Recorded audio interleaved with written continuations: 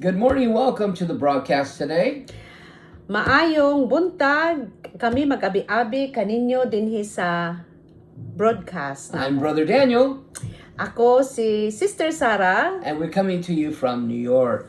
Kami ning anhi diha kaninyo diri gikan sa New York. This morning we're picking up our study in the book of John, Kini nga kabuntagon atong pikapon dinhi sa libro sa Juan. as we left off yesterday. Nabiyaan nato gahapon. We saw that Jesus had come to John So nakita nato nga si Juan.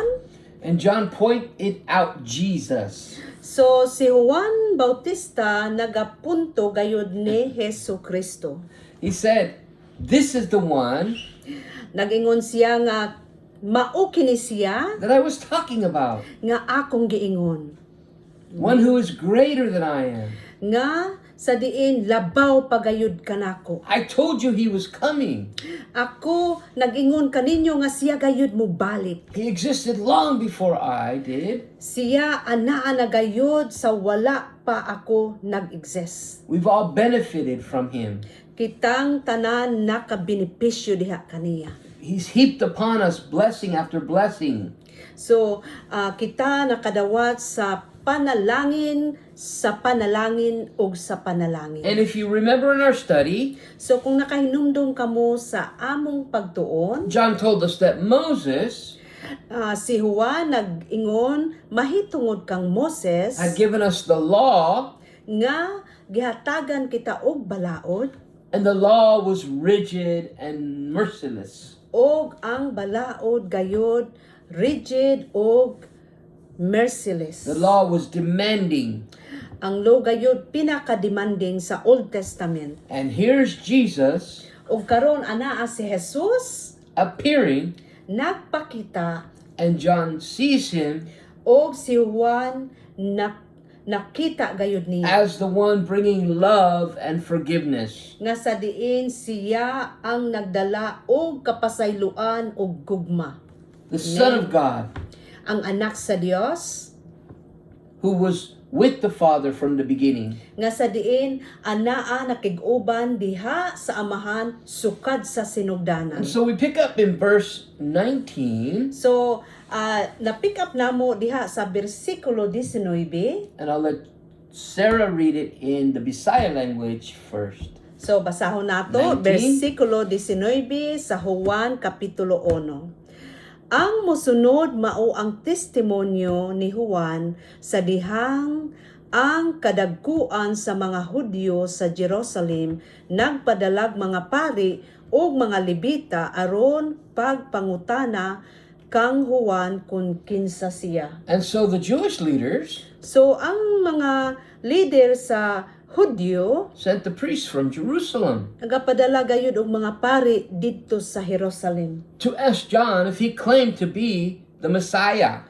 aron sa pagpangutana ni Juan nga kung siya ba gayud nagaklaim nga mao ang Misaya. Verse 20. So diha sa bersikulo 20, wala magdumili si Juan pagtubag kanila. So John denied that he was the Christ. So si Juan nag-deny gayud nga nag-deny gayud nga siya dili gayud ang Misaya. And so the priests from Jerusalem continued on, So, ang pari sa Jerusalem nagpadayon, "Are you Elijah?" niingon siya nga, ikaw ba si Elijah? "No," he replied. So siya niingon nga, dili. "Are you the prophet?" Ikaw ba propeta? "No." Dili. "Then who are you? So, kinsa ka man gayod? Tell us so we can give an answer to those who sent us." Sultihi kami kung kinsa gayod ikaw, aron kami makasulti sa nagpadala ka na. What do you have to say for yourself? Unsa may ikaingon nimo sa imong kaugalingon? Read verse 22. Basahon nato bersikulo 22, og sila miingon, kun mao kana sultihi kami kung kinsa ka aron may ikaatubag kami sa mga nagsugo kanamo. 23. Unsa may ikasulti mo mahitungod sa imong kaugalingon. 23, si Juan mitubag pinaagi sa mga pulong ni Propeta Isayas. Ako mao ang tingog sa nga nagsinggit sa kamingawan, tulira ang dalan nga agian sa Ginoo. John told them, So, si Juan nagsulti kanila. I am the voice of one crying in the wilderness. Ako mao ang tingog nga nagasinggit sa kamingawan. The prophet Isaiah spoke of me. So, si Propeta Isayas nagapanulti kanako. Prepare for the coming of the Lord. Tulira ang dalan nga agianan sa pagbalik sa Dios. Then those who were sent by the Pharisees asked him, if you aren't the Messiah or Elijah or the prophet, what right do you have to baptize? Verse 24. 24, 25. basahon nato hangtod sa 25. Ang mga sinugo pinadala sa mga parasiyo. 25, gipangutana na usab nila si Juan, kung ikaw dili mao ang Misayas o si Elias o ang propeta nganong namunyag ka man. 26. 26, si Juan mitubag, ako nagbunyag pinaagi sa tubig, apan may usa diha kaninyo nga wala ninyo hiilhi. 27, moabot siya sunod kanako, apan ako dili takos bisan gani paghubad sa higot sa iyang sandalyas. So, John So- recognizes who Jesus is in his authority. So si Juan nakahi-recognize gayud kung unsa gayud ang autoridad ni Jesus. He tells them Nagasulti siya kanila that a ministry is about to begin. nga ang ministry moabot sa pagsugod gayud. Jesus is about to begin his ministry. Nga si Jesus magsugod sa iya gayud nga ministry. And John humbles himself Og si Juan nagapaubos sa iyang in the kaugalingon presence of the Lord diha sa presensya sa Dios. because John knew Tungod kay si Juan nakabalo gayud Jesus is the Lamb of God nga si Jesus mao ang karnero sa Dios. and that he was not even worthy to touch his foot. Nga bisan siya dili takos muantay sa iyang sandalyas. 28. 28, basahon nato. Kining tanan nahitabo didto sa Betania sa tabok sa suba sa Jordan diin namunyag si Juan. 29 and 30, 31. 29, 30. Sa pagkasunod adlaw nakita ni Juan si Jesus nga nagpadulong kaniya ug siya miingon, anaa ang nating karniro sa Dios nga nagwagtang sa sala sa kalibutan. 30. Siya ang akong gipasabot sa pag-ingon ko, may tawo nga moabot sunod kanako apan labaw siya kanako kay dili naman siya kay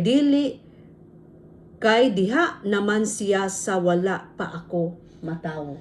So, they were on the other side of the Jordan River, So sila anaa dito sa lain nga side sa suba at a very special place called Bethany. nga pinaka-espesyal gayud nga lugar nga ginganlan og Betania. And John was baptizing in the Jordan River. Og si Juan nagabautismo diha sa suba sa Jordan. Then Jesus appeared. Apan si Jesus nag-appear, nagpakita. John saw Jesus with his eyes, So si Juan nakita niya si Jesus sa iyang mata. and John proclaimed, Og si Juan Bautista nagaproklamar, "Behold the Lamb of God." behold anaa Wow. ang nating karnero sa John Dios. knew who he was. Kabalo gayud si Juan kung kinsa gayud siya. Behold the Lamb of God who takes away the sins of the world. Nga nagaingon, ania ang nating karnero sa Dios, anak sa Dios. He is the one I was speaking of.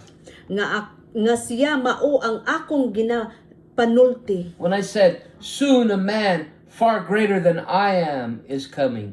Nga sa diin ang moabot ang anak sa Dios nga akong giingon nga siya bantugan labaw pa kay kanako. And I'm pointing him out Og akong gipunto siya diha to the nation of Israel.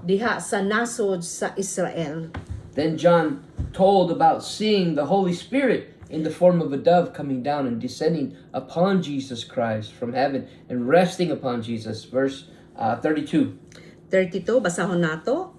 Kini ang pamatuod ni Juan, wala ako makaila kung kinsa siya apan ang Dios nga nagsugo kanako aron pagbunyag pinaagi sa tubig miingon kanako.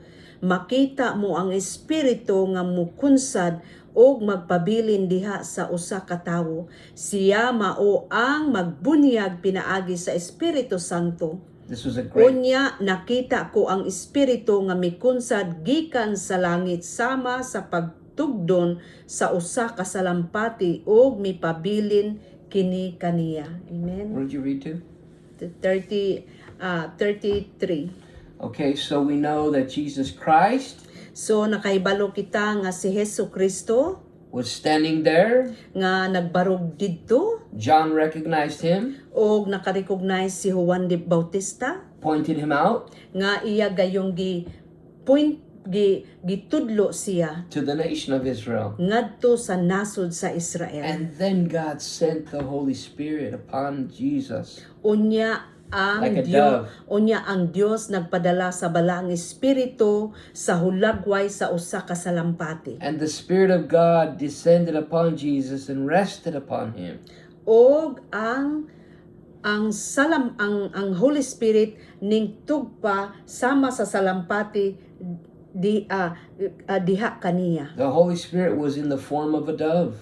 Nga ang balaang espiritu sama sa hulagway sa usa ka salampati. A dove is a very gentle bird.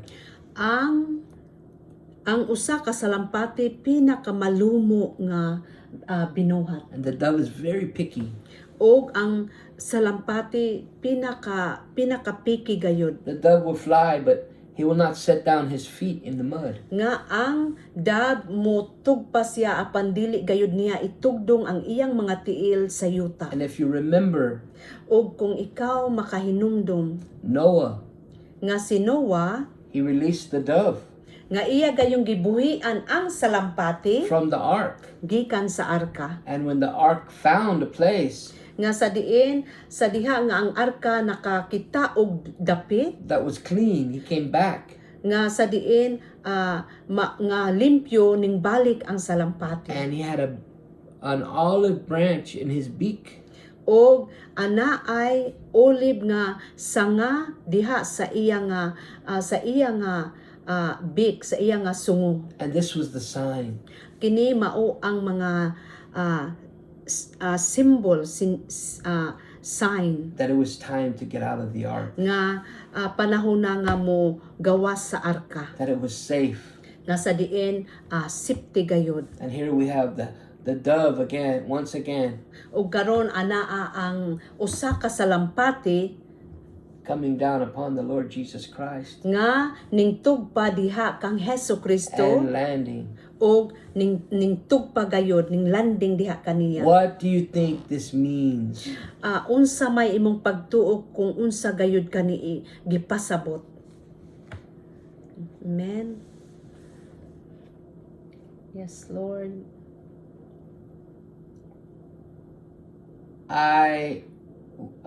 Verse 33, I didn't know he was the one, John said again.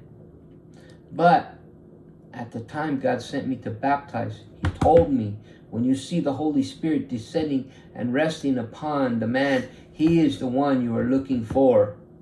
Basahon nato pag-usap, kini ang pamatuod ni Juan, wala ako makaila kung kinsa siya apan ang Dios nga nagsugo kanako aron pagbunyag pinaagi sa tubig miingon kanako, makita mo ang espiritu nga mukunsad og magpabilin diha sa usa ka tawo, siya mao ang magbunyag pinaagi sa Espiritu Santo. Unya nakita ko ang espiritu nga mikunsad gikan sa langit sama sa pagtugdon sa usa ka salampati ug mipabilin kini kaniya. The sign testified Nga ang sign nagapamatuod kayod that Jesus is the Son of God. nga si Hesukristo mao ang anak sa Dios. Amen. Here we are. O ania kita The following day, sa 35. sa sunod nga adlaw nakita sa pagkasunod. I wanna read 34. Okay, go ahead. Nakita ko kini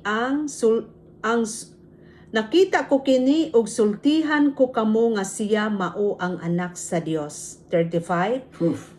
Mao gyud na ang ang kamatuoran nga si Jesus mao ang anak sa Dios diha sa verse 34. Maadto ta sa 35.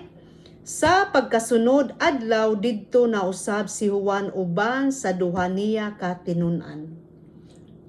36. 36. Og sa pagkakita niya kang Hesus nga milabay, miingon siya, anaa ang nating karnero sa Dios.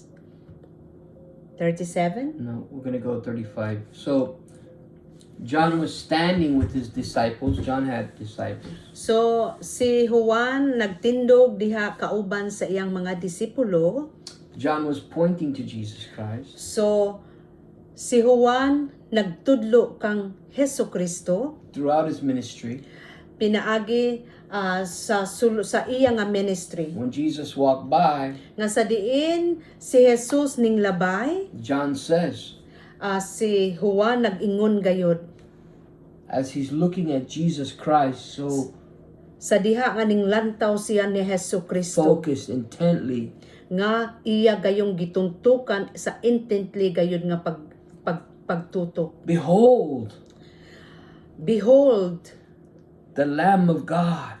ang karnero sa anak sa Dios. And so today we tell you, So karong adlaw kami magaingon kaninyo. behold the Lamb of God. Behold, ang karnero sa Dios. Amen. Amen. 37. Then John's two disciples turned and followed Jesus.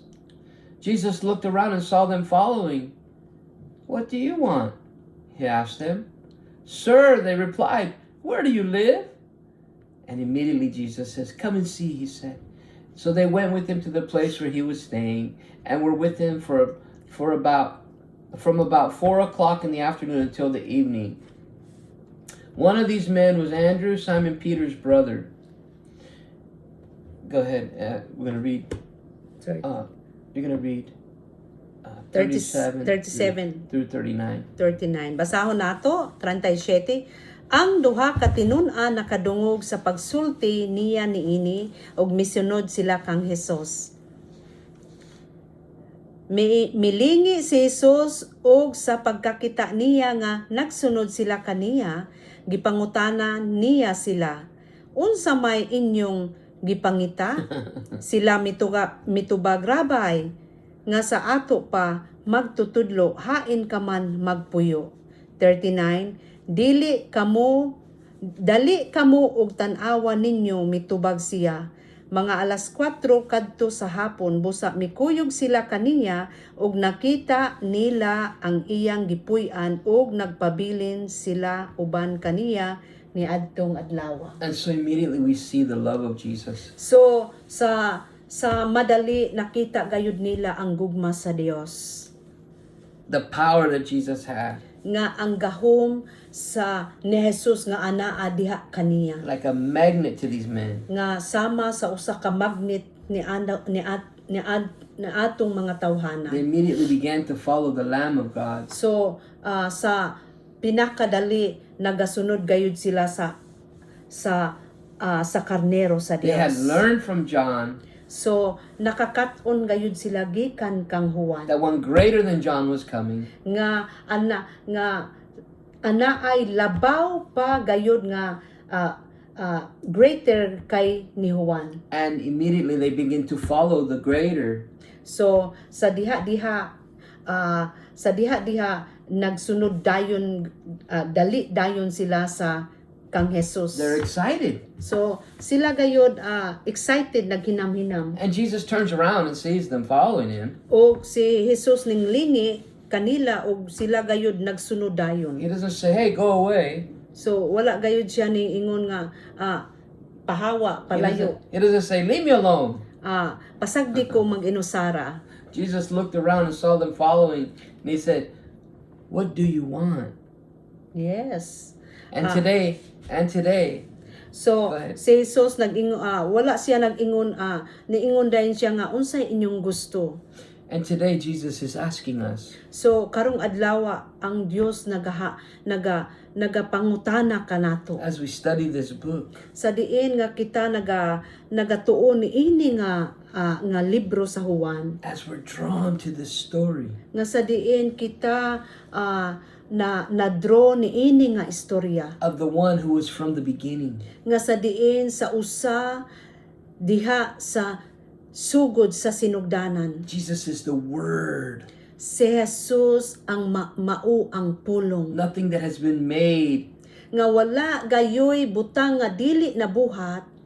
There's nothing that has been made that wasn't made by Him.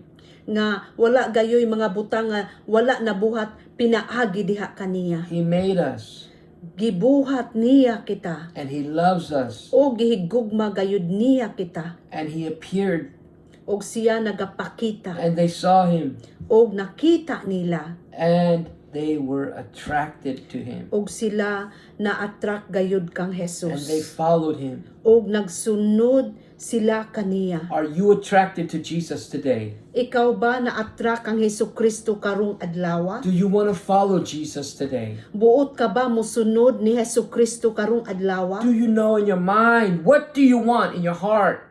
Kabalo ka ba sa imong hunahuna kung unsa imong gusto dinhi sa imong kasing-kasing? If so, Kung mauman, Jesus knows.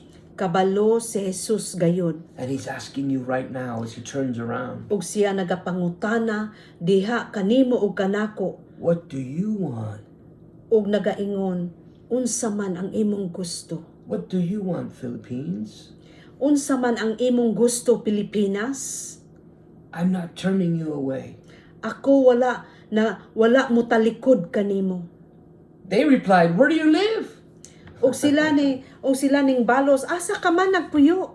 Well, where Jesus was living Nga si Jesus buhi was open up to them. og ila gayong og siya giablihan gayud niya sila. And it's open to you today. Og ingon man abli diha kanimo og kanako. He's not going to turn us away. Dili gayud siya mutalikod kanato. And so we're going to end our study here. So among tapuson ang among pagtuon karon dinhi. And we're going to pick up in verse 41.